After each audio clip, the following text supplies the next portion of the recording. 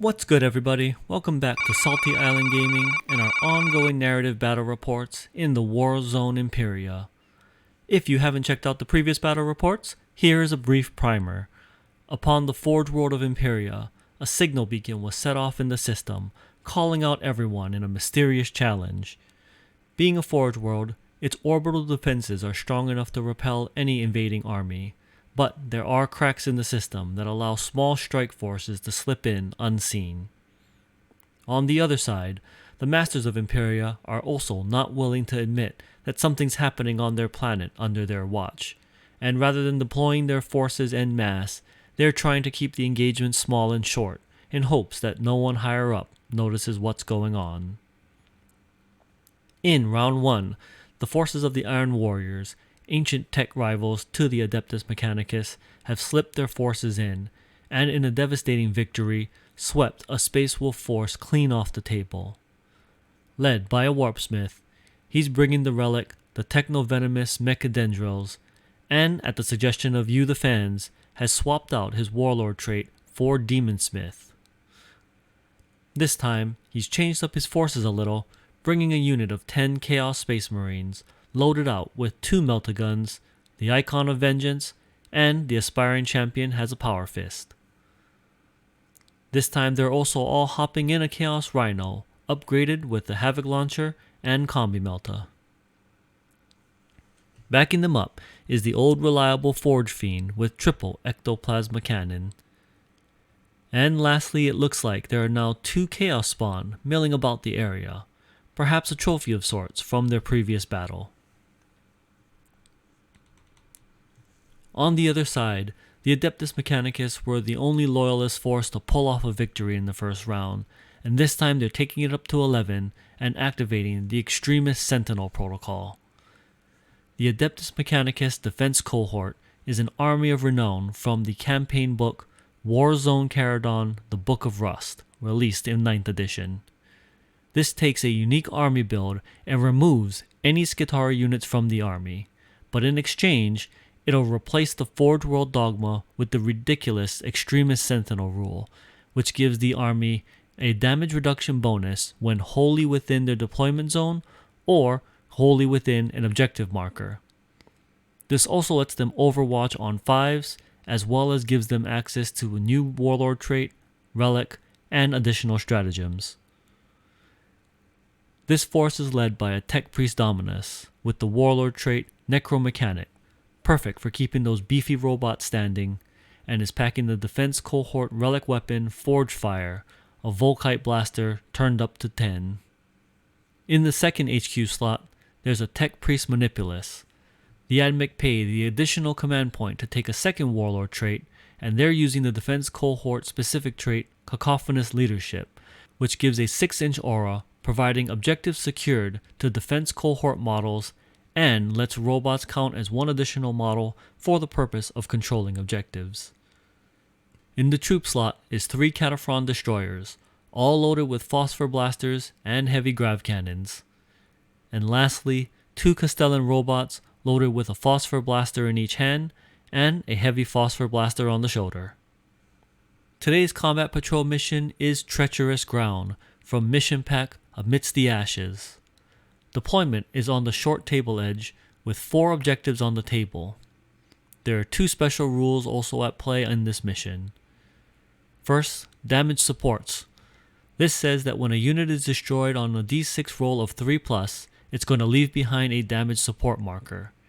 Any units that ends a turn within 6 inches of these markers suffer a mortal wound on a d6 roll of 1. Second is sweep and clear.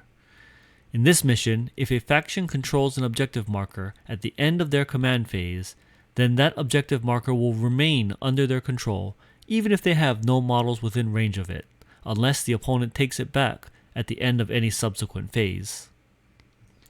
Scoring works as follows. 5 points are awarded at the end of the battle round for each of the following: if they control 1 objective marker, if they control 2 objective markers, if they control all 4 objective markers, if they control the objective marker closest to the opponent's deployment zone, and if they control more objectives than their opponent. This gives them a maximum scoring each turn of up to 25, with no scoring in the first round. In turn 1, the Ad-mech win the roll-off to go first, and they activate the doctrine Aggressor Imperative to help them get to the objectives where their Extremist Sentinel abilities will activate. They also activate Invocation of Machine Vengance, which gives them 2d6 and then discarding the lowest whenever they advance. They generate up to their 3 command points, and with no surprise, everyone advances forward at full speed. The Cataphrons reaching objective number 3, while the Castellans tuck in cover behind the crate, ready to move on to their objective in the next turn. The Iron Warriors have deployed completely out of line of sight, but that's okay as the Ad-mech are in a strong position to control their objectives in the next turn. In the Iron Warriors' first turn, they generate up to 4 command points and begin their response. The Rhino and the Chaos Spawns advance up the table. Interestingly, the lower profile of the Chaos Rhino actually keeps it completely in cover behind the crate, while the Castellan robot standing too tall lets it both be targeted and shoot over the top of the crate. The Forge Fiend pokes its nose around the corner of the ruins, letting it draw a line of sight to the Castellans in cover. However, because the Chaos Codex is still from the 8th edition, the Iron Warriors have a pretty solid trait in the form of ignoring all forms of cover. The Iron Warriors activate the stratagem Demon Forge, which you're going to be seeing a lot of in this game, and this combos extremely well with the Warlord trait Demon Smith. The Forge Fiend gets 7 shots, landing 3 hits and 2 wounds, thanks to Demon Forge, which lets it re-roll both hits and wounds, and the Demon Smith giving it exploding 6s on the hit. On the opposite end, the Castellans don't get any cover saves, but still manage to stick a lucky one, getting away with only 2 damage in the first round of shooting. There's no scoring in the first round, and both sides seem pretty evenly matched, with the Ad-mech seeming very confident after taking minimal damage. Turn 2, the Ad-mech opt not to activate any Doctrine or Canticle, choosing to save their options for a later round, keeping in mind that Shroud Psalm is useless thanks to the Iron Warriors' Legion trait. The Castellans move up onto Objective 2, which activates the Extremist Sentinel, while the Dominus automatically heals the Castellan back to 3 thanks to his Warlord trait, bringing them up to full health. The Castellans adjust over to be in a better position to counter the Iron Warriors. And then in the shooting phase, the only target that they can now see is the spawn, hiding way in the back, and some unlucky rolling only sees 1 shot go through the invulnerable save. On the other end, Castellans split their fire, 6 heavy phosphor shots going into the spawn, putting 2 wounds through, while the other 12 shots go into the Forge Fiend, who's protected by the cover of the ruins that it's lurking in. Finally, the Dominus uses the Relic Volkite Forge Fire to finish off the spawn, making sure it won't be a nuisance grabbing any objectives in the late game. The Iron Warriors seem to have done a good job positioning themselves safely in cover, while the Ad-mech seem to be relying on the benefits of the damage reduction from controlling the objectives, though the Iron Warriors will need to make a move if they don't want the Ad-mech to begin running away with the score. For the bottom of turn 2, the Iron Warriors see the Chaos Marines disembark, and the entire army push onto the objectives. This is going to be quite risky as they are completely out of cover now, though some strategic positioning of the Rhino keeps the Chaos Marines out of line of sight of the firepower of the Castellans. Once again, the Forge Fiend activates Demon Forge as it targets the Castellan robots, allowing both rerolls on hits and wounds. This is incredibly good as it's only 1 command point for Demon Engines. Throwing 6 shots into the Castellans, it lands 4 hits and 4 wounds after all rerolls and bonuses from the Warpsmith's encouragements, and there's only 1 save. Here the Extremist Sentinel rules kick in, reducing the damage of each shot by 1, and the Castellans only take 4 wounds, failing to bring down even one of them. That's going to be tough, as the Dominus is just going to bring that unit almost back to full health in the next turn.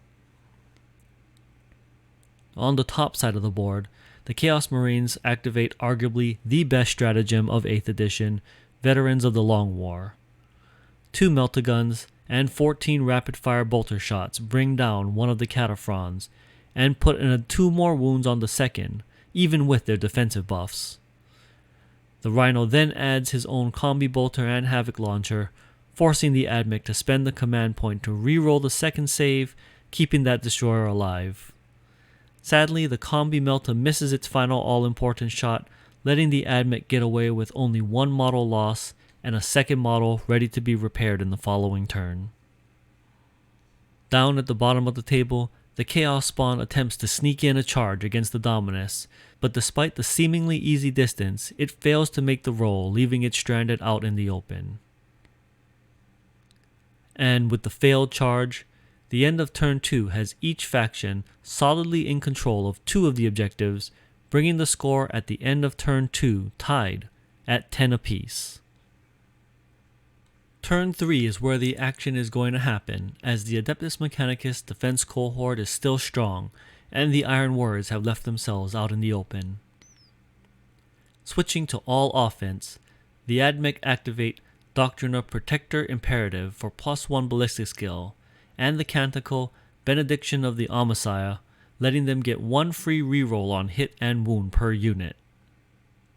The Castellans and the Dominus shift up, as it looks like the plan is to sweep the Iron Warriors off the top half of the table, while the Cataphrons adjust to line up their shots while staying wholly within the objective to maintain the defensive bonus. And of course, both the Manipulus and the Dominus heal up their respective units. The Castellans use Binaric Override to switch into Protector Protocol, giving them a permanent +1 to ballistic skill, giving up their defensive buff, as the plan on this turn is to basically win control of the board. Lastly, the Cataphrons activate Elimination Volley, letting any 6s to hit auto wound. The Cataphrons start off the shooting phase by firing their heavy grav into the Rhino, looking to remove it from the table, giving the clear line of fire from the Castellans to clean up after. 10 shots fire, with 4 auto wounds, and then on top of that, the 4 additional hits also wound. The Rhino only makes 1 save, as the forces of the grav cannon cause the vehicle to literally implode upon itself. The Iron Warriors are not with their own schemes, and they then activate Dour Duty, reducing the AP of shots against the Chaos Space Marines by 1. 12 phosphor shots from the Castellan into the Marines sees 11 hits, and then 8 wounds, which could decimate the unit, though the resilience of 10,000 years of hate come through, giving them 7 saves.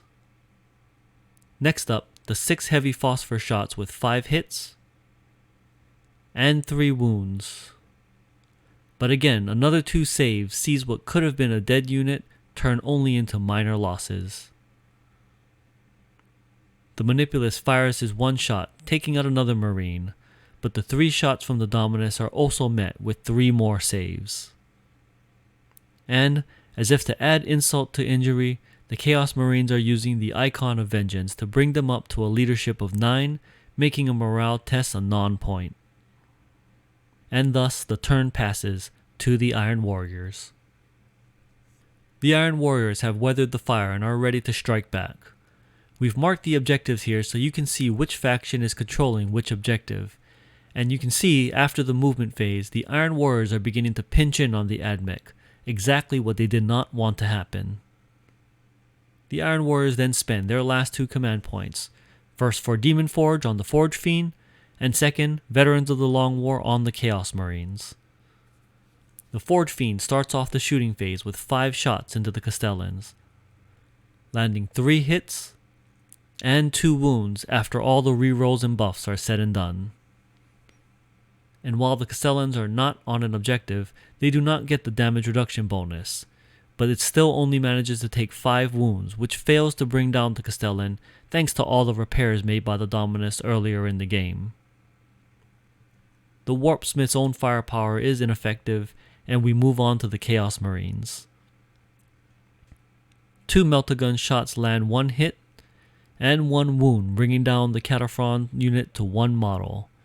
And then the remaining rapid-fire bolter shots do their work, with 6 hits and 5 wounds.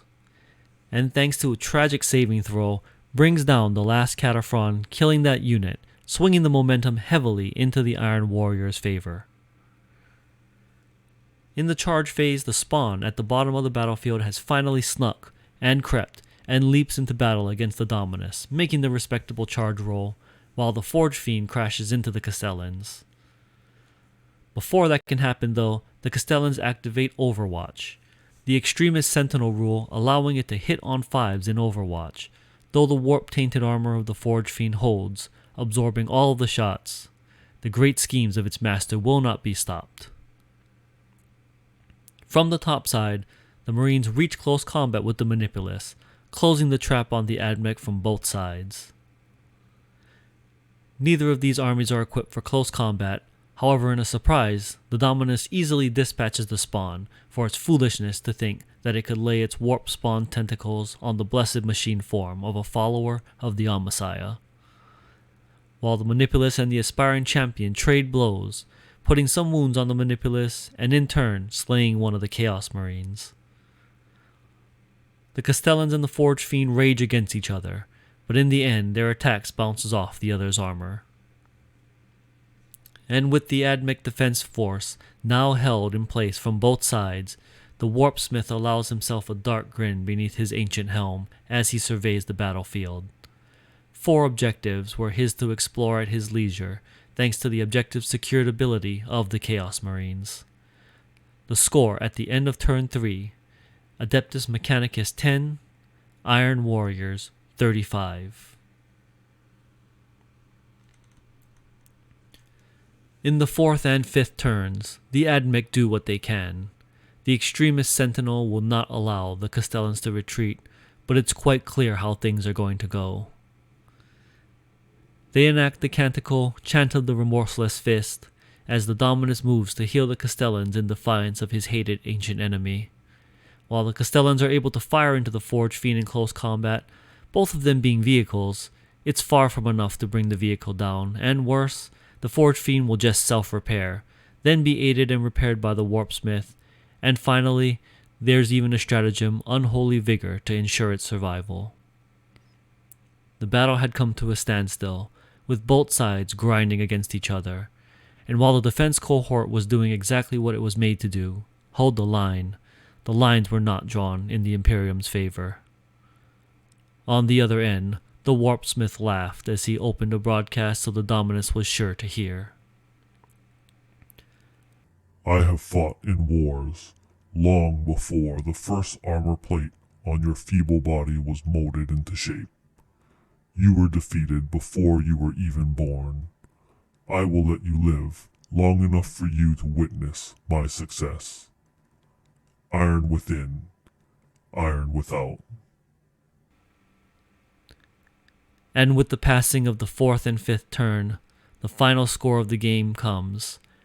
Adeptus Mechanicus 10, Iron Warriors 85.